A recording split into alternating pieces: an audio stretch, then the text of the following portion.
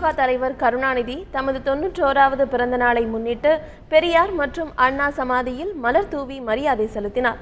பிறந்த நாளையொட்டி அதிகாலையில் சிஐடி நகரில் உள்ள தமது இல்லத்தில் கருணாநிதி மரக்கன்று நட்டார்.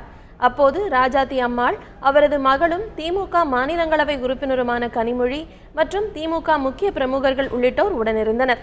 இதனையடுத்து கோபாலபுரத்தில் உள்ள தமது இல்லத்திற்கு சென்ற கருணாநிதி பின்னர் அறிவாலயம் சென்று தொண்டர்களை சந்திக்க உள்ளார்.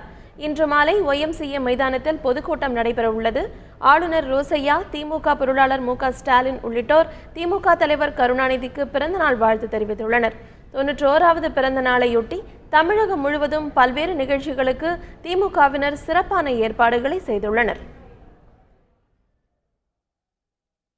முன்னதாக சென்னை மெரினா கடற்கரையில் உள்ள அண்ணா சமாதியில் மலர் தூவி மரியாதை செலுத்தினார். பின்னர் பெரியார் திடலில் உள்ள பெரியாரின் சமாதியிலும் அவர் மலர் தூவி மரியாதை செலுத்தினார்.